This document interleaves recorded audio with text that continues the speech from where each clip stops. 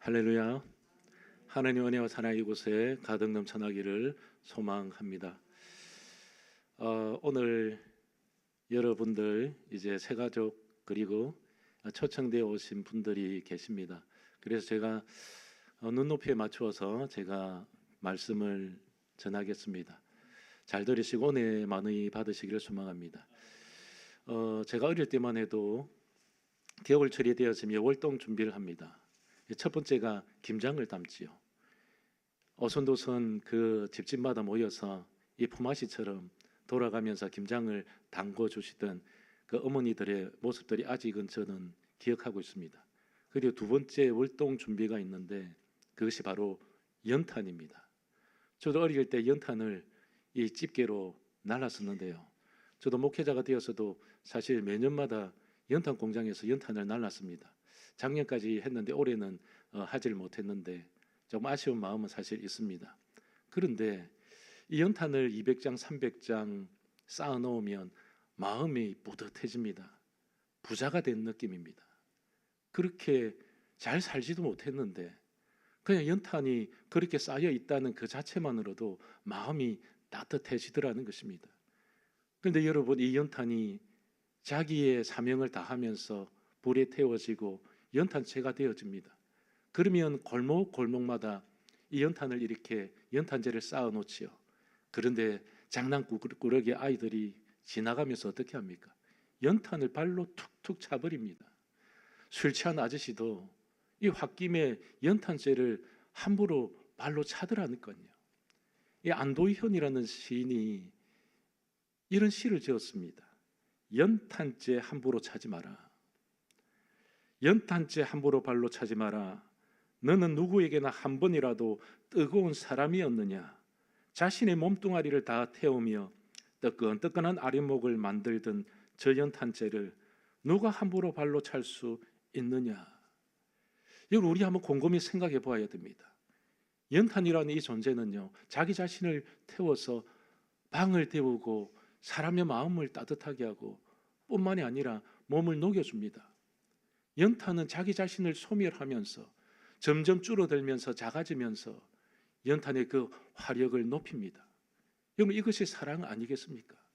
근데 우리는 이 사랑에 대해서, 이 연탄이 우리에게 준 그 사랑에 대해서 우리는 발로 툭툭 차더라는 것입니다. 어쩌면 우리의 삶 가운데서 예수 그리스도의 사랑을 우리는 모른 채 살아간지도 모릅니다. 주님께서 우리를 위하여 피 흘려 죽으셨지만 우리는 거기에 대한 사랑과 감사보다 오히려 예수님을 오늘날도 발로 툭툭 차고 지내는지 모를 것입니다. 여러분, 사랑이라는 것은 바로 이런 것입니다. 오늘날의 사랑, 우리는 때로는 합리적으로 사랑하려고 합니다. 그래서 계산을 해보고 계산기를 두드려보고, 그래서 나에게 조금이라도 불이익이 다가온다면 그 사랑을 놓치는 것이죠. 더 이상 나는 사랑하지 않겠다. 그래서 사람들은 합리적인 사랑을 합니다. 계산을 하고 나에게 유익이 있어야 되고. 그런데 예수님께서는 합리적인 사랑을 하시지 아니하셨습니다. 연탄재와 같은 사랑을 하셨습니다. 세상을 데워주기 위해서 주님께서는 십자가에 멈춰 서셨고 주님께서는 십자가의 피를 흘려주셨습니다. 주님의 사랑은 이윤을 남기는 사랑이 아니었습니다. 여러분, 세상의 법칙은 어떤 법칙입니까?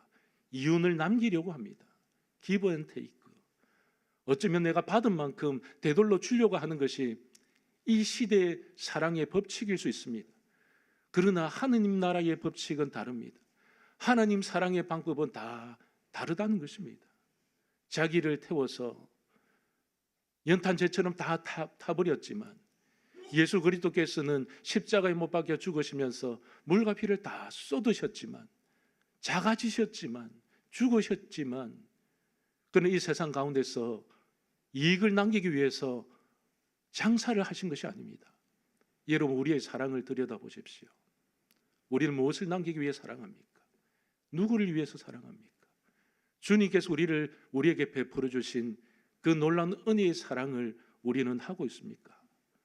교회를 다녀도 우리는 이것을 깨닫지 못한 채 살아갈 때가 있습니다.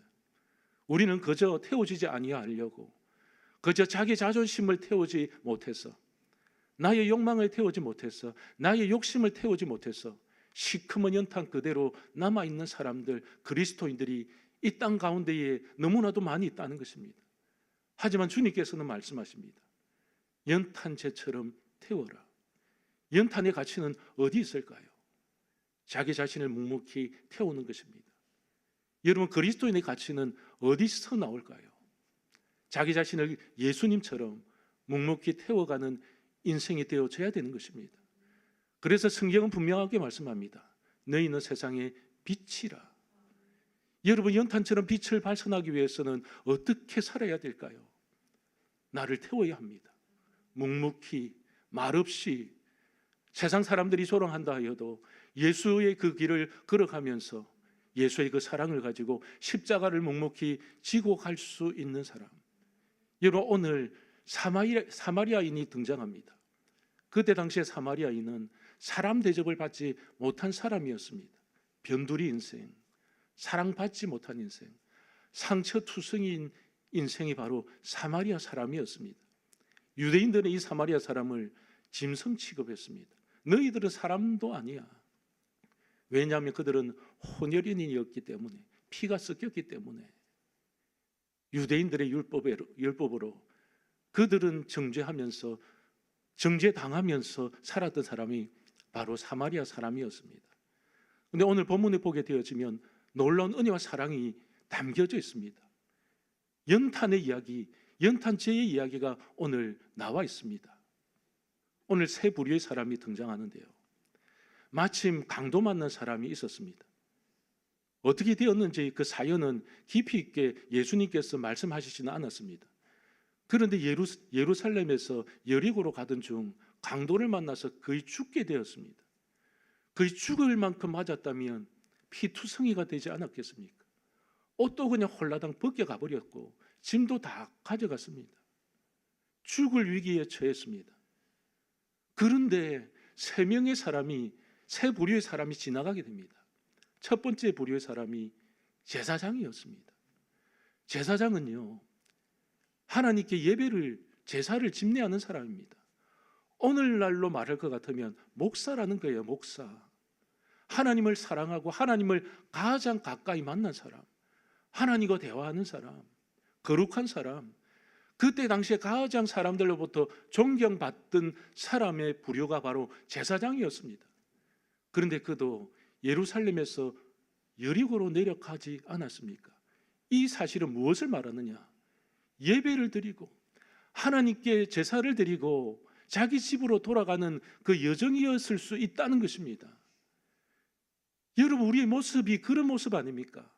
하나님 앞에 찬양하고 예배 드렸는데 우리의 삶의 모습이 예배 드린 후의 삶이 좀 달라져야 되지 않겠습니까? 예배 드리기 전에는 죄악 가운데에 살다가 주님 앞에 왔다면, 예배를 드렸다면 그 삶이 달라져야 되지 않겠습니까? 그런데 제사장은요, 예배를 드리고 그리고 집으로 가는 그 여정 가운데에 강도 만난 사람을 보게 됩니다. 그런데 그는 지나쳐갔다, 그렇게 되어져 있습니다. 두 번째 부류의 사람은 바로 레위인이었습니다. 레위인, 오늘날로 말하면 장로님들입니다. 장로님. 이 레위인들은 제사를 돕기 위해서 이 제사장을 보필하던 사람이었습니다. 오늘날 장로님들 아닙니까? 그런데 이 사람도 강도 맞는 사람을 보고 지나쳐 가버렸다는 겁니다. 누군가 도와주겠지, 내 손에 피를 묻혀서는 되겠나, 내가 거룩한 레위인인데. 여러분, 착각하는 것입니다. 그리스도인의 정결, 그리스도인의 거룩이라는 것은 피 묻은 그들의 피를 닦아주는 사람입니다. 눈물을 닦아주는 사람입니다. 세상에 고통받고 세상 속에서 강도 만난 자의 이웃이 되어져야 될 사람들이 바로 제사장이고 레위인이 되어져야 되는 것입니다. 그런데 그들은 지나쳐갔습니다. 그런데 세상 속에서 버림받은 사람, 사람들이 손가락질하던 사람, 비천한 사람, 이 사마리아인이 여행 중에 있었습니다. 그런데 강도 만난 사람을 본 것이지요. 그는 그에게로 다가갔다 말하고 있습니다. 여러분, 사랑이라는 것은 무엇일까요? 멈추는 것입니다. 걸음을 멈추는 것입니다. 예수님께서도 멈추셨습니다. 고통받는 자들의 그 사연을 들으시기 위해서 가시던 걸음을 멈추셨습니다. 혈류증 여인의 그 사연을 듣기 위해서 예수님께서 멈추셨고 38년 된 병자의 그 병을 고쳐주시기 위해서 멈추셨습니다. 예수님께서는 가장 낮은 자리에, 죄송합니다. 가장 낮은 자리에 있는 사람, 가장 불행한 사람, 가장 연약한 사람 앞에서 늘 언제나 멈추셨습니다. 교회는 멈추어야 됩니다. 오늘날 교회가 멈추는 교회가 없습니다. 뜨겁게 찬양하고 멋진 프로그램을 가집니다. 교회는 많이 성장했습니다. 교회는 많이 커졌습니다. 그런데 멈춤에 대한 신앙, 멈춤에 대한 사랑, 멈춤에 대한 은혜를 잊어버린 채 살아가고 있지는 않습니까? 저는 우리 양무리 교회가, 양무리 교회 성도들이 멈추는 신앙을 배웠으면 좋겠습니다. 자기의 길을 걸어가는 사람이 있는 것이 아니라 예수님의 심장을 가졌다면, 예수의 사랑을 가졌다면 멈출 수 있어야 됩니다. 저는 오늘 이 설교를 준비하면서 그런 생각을 했습니다. 내가 과연 이 본문 속에 나와 있는 제사장이 아닐까? 아니면 이 시대의 교회가 레위인이 아닐까? 그들은 거룩한 척하지만 우리의 삶의 그 현장 가운데서 우리는 과연 멈춘 사랑을 베풀고 있을까? 사랑하는 성도 여러분, 우리 교회가 멈추는 교회가 되기를 소망합니다. 눈물 흘리는 자 앞에서 멈출 수 있고, 장애인들 앞에서 멈출 수 있고, 참으로 인생이 힘들어서 어떻게 살아야 될지 알지 못하는 그 인생들 앞에서 우리가 멈추기를 소망합니다. 주님은 이 시대의 교회를 멈추는 교회로 부르시고 있습니다. 혹시 강도 만난 이웃을 외면하시지 않았습니까? 어쩌면 여러분들의 가정 속에도 강도 만난 자의 이웃처럼 살아가는 사람이 있습니다. 여러분들이 자식이 강도 만난 사람이 될 수 있습니다. 여러분들이 부모가 강도 만난 사람이 될 수 있고, 여러분들 자신이 강도 만난 사람이 될 수 있습니다. 그런데 그 처절하게 부르짖고 있지만, 살려달라고 하고 있지만 누가 그 사람에게 손을 내밀어 주고 있을까요? 사랑하는 성도 여러분, 멈춤이 필요한 때입니다. 이 시대가 얼마나 복잡하고 이 시대가 얼마나 빨리 변해가고 있습니까? 하지만 주님께서는 오늘날도 멈추어 서셔서 우리의 고통과 신음의 소리를 들으시고, 그리고 교회가 다 하지 못한 그 눈물과 상처로 얼룩져 있는 그 사람들을 예수님께서는 오늘도 성령께서 역사하셔서 그들을 이렇게 세우고 계신다는 것입니다. 우리가 왜 예수를 믿을까요? 왜 주님께서 이 교회를 세우셨을까요? 그것은 바로 멈추기 위해서, 눈물 흘리는 자의 그 눈물을 닦아주기 위해서, 상처 입은 자의 그 상처를 닦아주기 위해서 교회가 존재하지 않겠습니까? 사랑하는 성도 여러분, 우리가 제가 꿈꾸는 교회는 이런 교회입니다. 2026년도 우리 교회가 완전히 천지개벽이 할 만큼 바뀔 겁니다. 여러분 너무 놀랄 겁니다. 교회가 어떻게 이렇게 할 수 있습니까? 교회가 전통이 있는데요.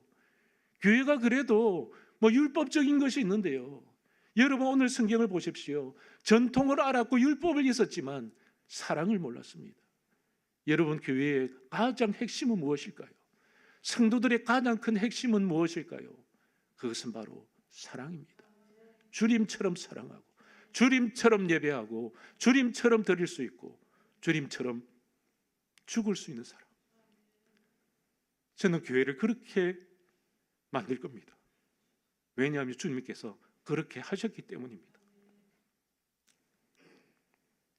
예수님은 상처 입은 치유자였습니다. 그리고 걸음을 멈추셨지요. 오늘 35절에 또한 이렇게 말씀합니다. 그 이튿날 그가 주막 주인에게 데나리온 2를 내어주며 이르되 이 사람을 돌봐주라. 여러분 성경을 자세히 읽으면요, 정말 우리의 인생에 뼈 때리는 말씀을 주십니다. 우리의 영혼에 뼈를 때립니다. 여러분 우리의 육신에도 뼈가 있지만 우리의 양심에도, 우리 영혼에도 뼈가 있습니다.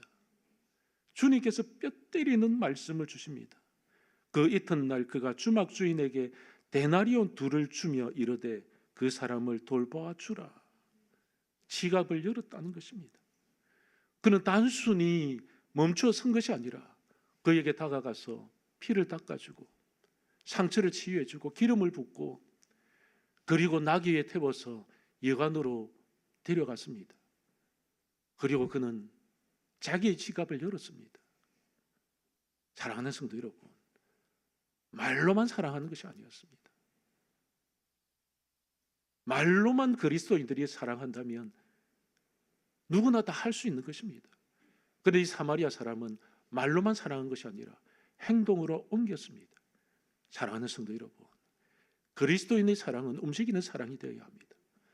말로서 행동을 만드는 것이 아니라 행동으로서 말할 수 있는 사랑, 그것이 진짜 사랑의 표본인 것입니다. 그런데 주님께서는 2 데나리온이라고 주님께서는 정확하게 말씀하셨습니다. 왜 주님께서는 2 데나리온이라는 그 돈까지 열거하시면서 이 말씀을, 이 비유를 말씀하셨을까요? 그때 당시 한 데나리온은요, 한 사람의 일당 품삯이었습니다. 그렇다면 2 데나리온은 무엇을 의미할까요? 그 노동자의 이틀치의 품삯이었다는 겁니다. 그는 여행 중에 있었지만 여러분, 사마리아 사람들은 그렇게 넉넉한 사람이 아니었습니다. 대부분 노동을 하는 사람이었죠. 노동을 하는 노동자가 이틀의 품삯을 지불했다는 겁니다. 지갑을 열었다는 겁니다. 사랑하는 성도 여러분, 진짜 회개는요, 우리 영혼의 회개도 필요하지만 지갑이 회개해야 됩니다. 교회는 지갑이 회개해야 됩니다. 성도들은 지갑이 회개해야 되는 것입니다.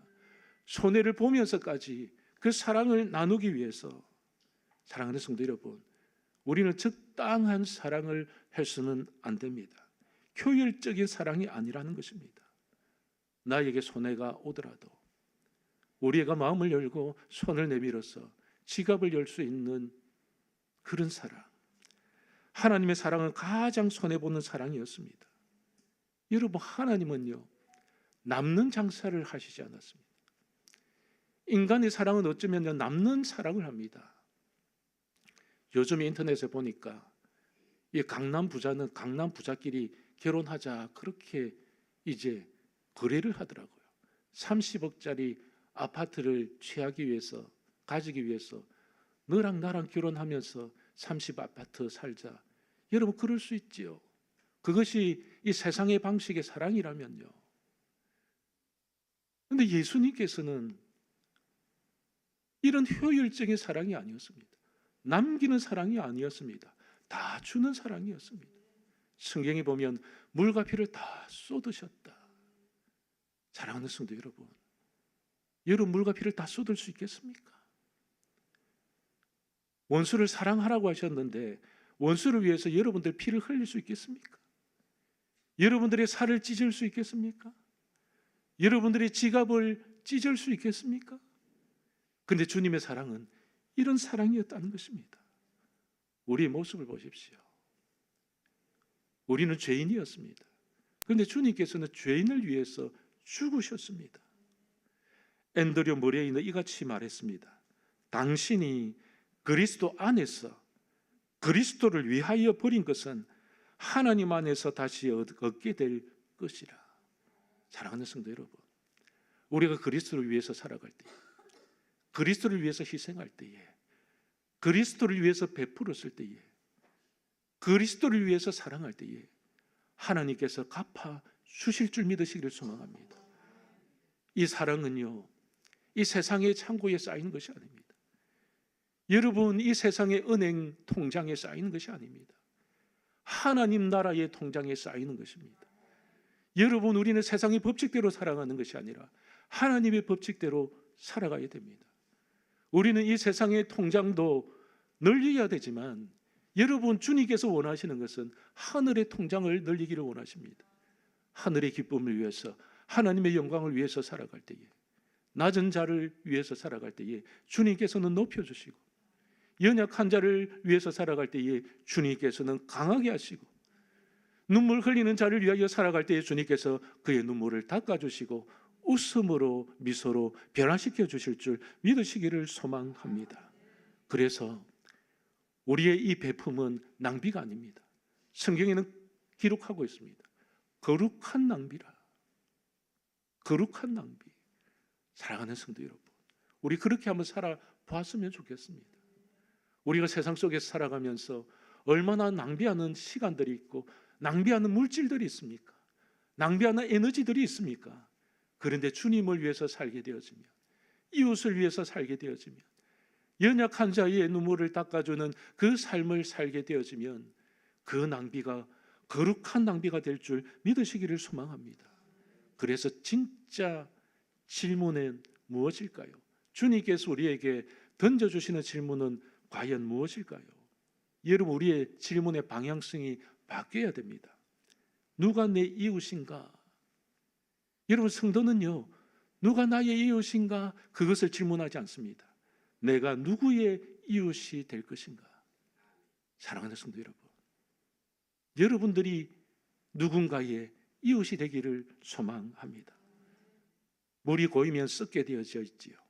하나님께 받은 사랑을 가만히 내버려 두면요, 썩게 되어져 있습니다. 그래서 우리는 사랑을 흘려보내야 됩니다. 그래서 통로가 되어져야 됩니다.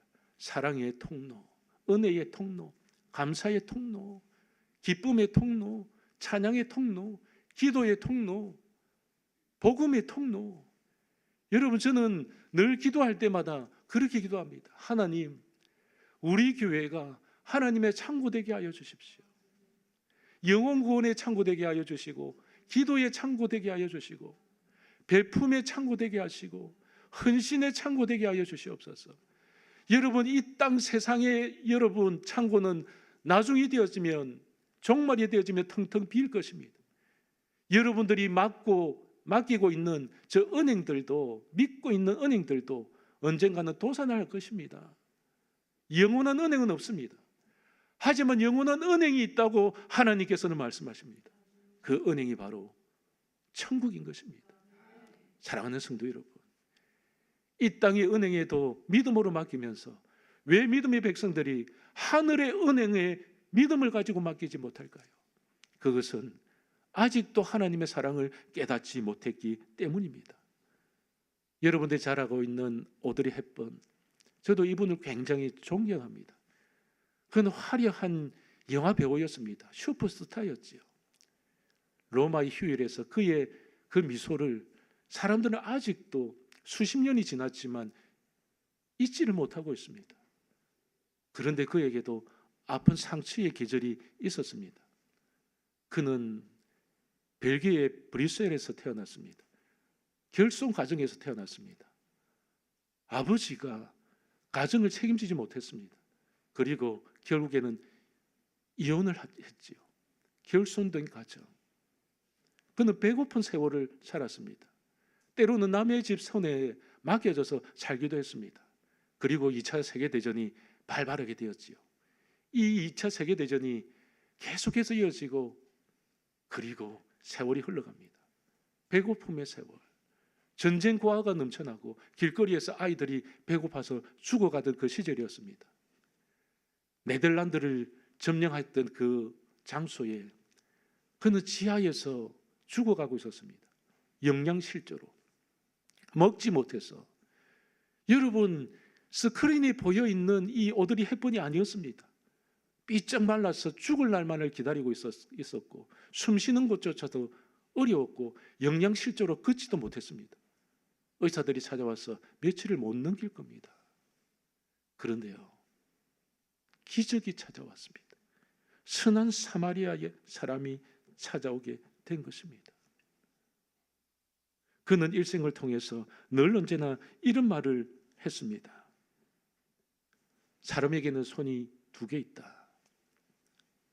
한 손은 나를 위해서 사용하고, 다른 한 손은 남을 위해서 사용해야 된다.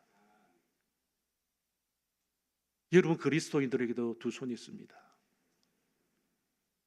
그런데 우리는 이 두 손을 나를 위해서만 사용하고 있지는 않습니까? 자기의 가정만을 위해서 사용하고 있지는 않습니까? 내 욕심을 채우기 위해서 사용하고 있지는 않습니까? 기적이 일어났습니다. 선한 사마리아 사람이 한 명 있었는데 이웃에서 감자 하나와 빵 한 조각을 오드리 헵번 이 죽어가는 아이에게 주었습니다. 그걸 며칠씩 먹었습니다. 그리고 기적같이 일어났습니다.